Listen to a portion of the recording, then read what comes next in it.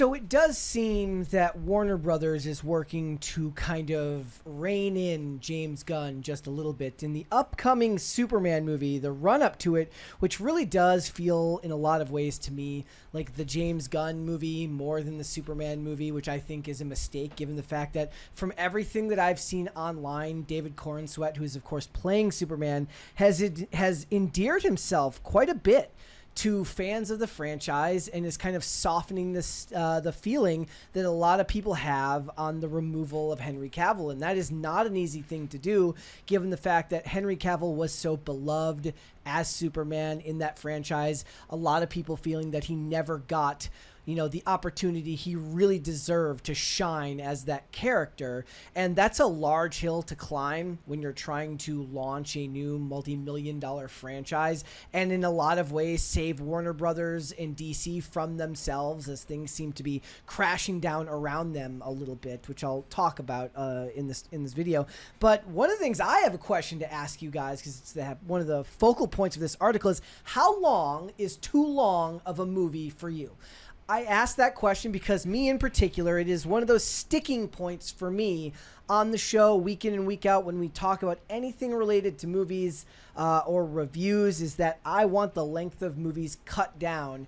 Now, I understand that there's arguments back and forth. When a movie is good, when a movie is really, really good and just happens to be long, then that can work. For one example is that I really, really enjoyed Oppenheimer, and Oppenheimer was damn near 3 hours long. But when I think of the majority of movies in the last couple of years that have gotten really gratuitous with their length, most of the time it ends up being a miss for me. The Batman was insanely long for me and over the top. I did not appreciate it. And then most recently, both of the last two Mission Impossible movies, which if you're a fan of this channel, if you watch Pop Culture Crisis, you know that there is no bigger Tom Cruise stan than I on the internet when it comes to his philosophy for movie making, the gratitude he shows to be able to do what he does for a living. I think very, very I think very, very highly of him as a professional, and I think highly of his work as an actor. But the last two damn Mission Impossible movies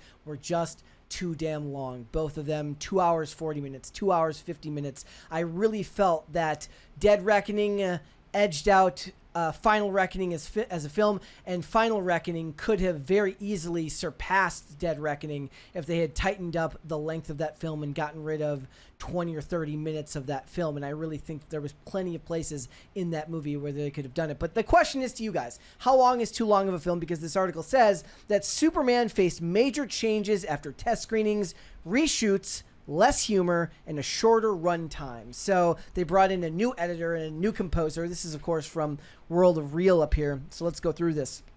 After today's reveal of the Superman runtime, the real story might be what's happening behind the scenes. I started asking around and uncovered the road to release has been anything but smooth for the DC flagship reboot. I believe this movie is going to be about 2 hours long too.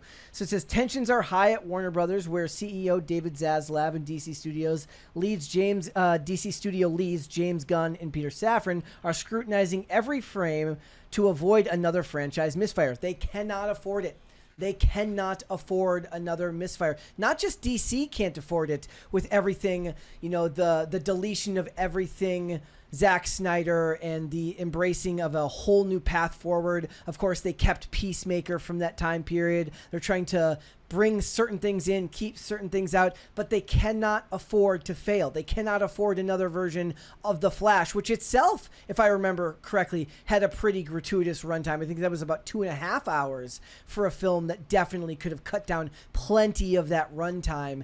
And this is on top of the fact that Warner Brothers is kind of underwater when it comes to HBO and HBO Max. They're betting it all on Superman and DC along with the Harry Potter television series. Remember, it is no longer called Max. It is now back to being HBO Max, which is something that nobody could really understand them doing. Why would you get rid of the HBO when the HBO is the most recognizable part of your brand.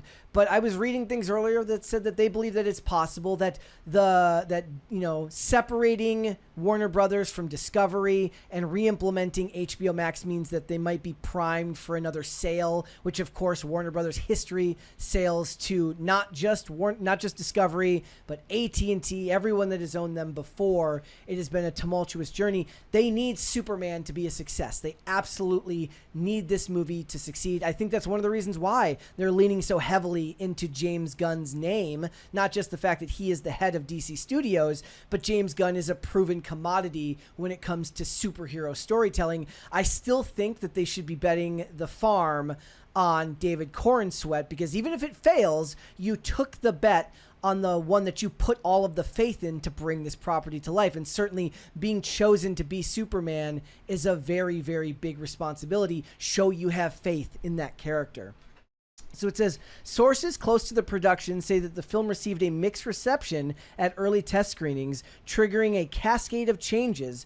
Gunn's original cut apparently leaned heavier on humor, something the executives weren't entirely sold on. In response, several comedic beats were cut, trimming down both tone and runtime. Yeah, that's a hard one. So you hire James Gunn because he has that ability to blend the comedy into the storytelling. His Suicide Squad in 2021 movie, it failed big time at the box office, mainly because it was released day and date on both HBO Max and in the theaters. But I thought that that was a far superior film to the original David Ayer Suicide Squad movie, despite the fact that I think that the bones of the David Ayer Suicide Squad movie seemed to be a lot better and could have been more fantastic if it hadn't been for all the studio meddling. But James Gunn has this ability to implement humor and earnestness in a unique way that tends to really, really resonate with the people who choose to watch his films. And I think finding a middle ground, an earnest storytelling for Superman is absolutely what you need to do. Now,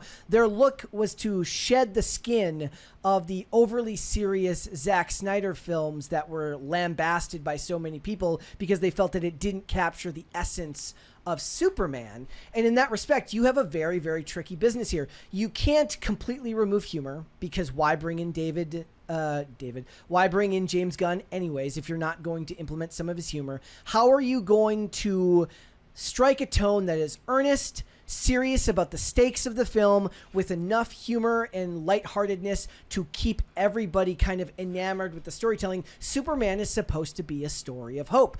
And if you're going to do that, you have to ride a fine line of earnestness and humor and seriousness that doesn't denigrate how the tone is supposed to be, how serious the stakes are for a character of Superman's power. So it says, some executives weren't entirely sold on it. In response, several comedic bits were cut, trimming down on the runtime. More intriguingly, one of the film's editors was quietly removed mid-process, leading to a slight reworking of the film's structure. This was somewhat of a tweak and signaled a slight shift in how the story was being presented. Some key sequences were shuffled, and minor scenes were added during reshoots. The music department wasn't spared either. A second composer was brought in late in the game to reshape the score, suggesting that the tone may have been in flux as recently as a few weeks ago. It's all part of what one insider described as a slight course correction.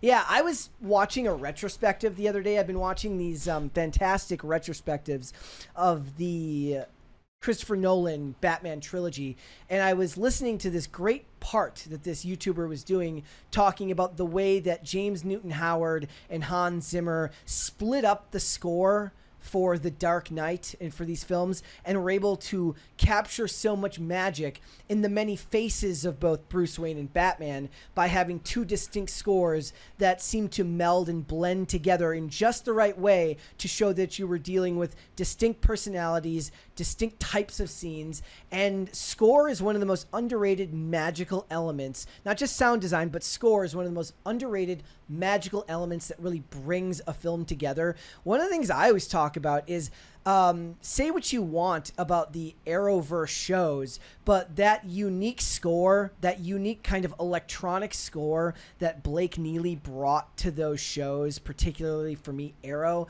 was fantastic, and I really, really enjoyed it. And there's so many great composers out there that make fantastic movies even better by really, really honing in on a sound that brings the film to life. So what are they doing with this? Certainly there was an improvement from the first trailer to the second trailer. I felt like the score, the song, the music from the actual full-length Superman trailer was actually better than the teaser trailer that they first originally implemented. So perhaps that's reflective of that. I can't say for sure.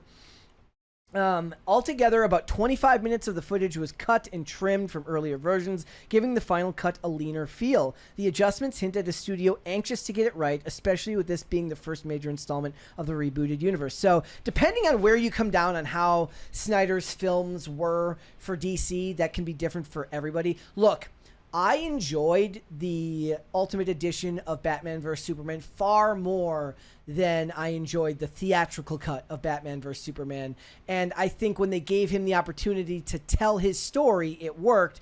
But they cut down the runtime for the studio, for the theater version of it, because they were concerned with getting in enough showings each and every day. But these days, it feels like it went the complete opposite direction, and films have had these just absolutely gratuitous runtimes. It's as if they've never seen a film editor in their entire life, just leaving in everything, not cutting out anything at all. And I think that that is just as bad as a film that has been cut down so heavily that the story doesn't make sense, which is, of course, what happened with a lot of those films from the last iteration of DC Studios. So, look, if we're talking shorter films, I am going to be on board all the way at every time. The more you shorten a film, the happier I'm always going to be with it. That's just the way I am. I know there's a lot of people out there that like a good lengthy movie, and that makes perfect sense to me too. It's just, for me, when they can tighten up the story and really, really keep that pace escalating, it works a lot better for me. Maybe it's the ADHD, maybe it's, you know, we're all addicted to our phones these days, but that's why you go out to the theaters, right? Because you're completely in the moment right then and there. But I would be interested to know down below, what do you think the proper runtime should be for a Superman movie? Do you think that cutting down the film and kind of reining in James Gunn was the right thing to do for Warner Brothers and DC Studios? Are you looking forward to the upcoming Superman movie? I know it's kind of lost in the shuffle. There's so much coming out at that time. I saw a lot of actual organic excitement when I asked about this on X for the upcoming Jurassic World movie, and you'd think that nobody has any interest in those movies at all. Yet there it is. And then we have Fantastic Four, which is going through its own trials and tribulations right now. There's been, you know, a lot of people who just believe that Pedro Pascal is in way too many things that are of a high budget nature. They feel like they see him everywhere, that he's oversaturated within the industry. And that's a problem for some people. And there's a lot of distrust and a lack of faith in Marvel movies in general right now. So where do you think that Superman lines up in relation to those films? Are you looking more forward to that or any of these other movies? Let me know down below. I'd be interested to hear your thoughts on all this. If you don't know what it is, guys, Pop Culture Crisis is here live Monday through Friday, 3 p.m. Eastern Standard Time, which is, of course, noon Pacific. We'll see you there, guys. Thanks for watching. Listen to full episodes of Pop Culture Crisis on Spotify. Keep up with us on social media and make sure you subscribe and ring that bell so you never miss the show. Bye, guys.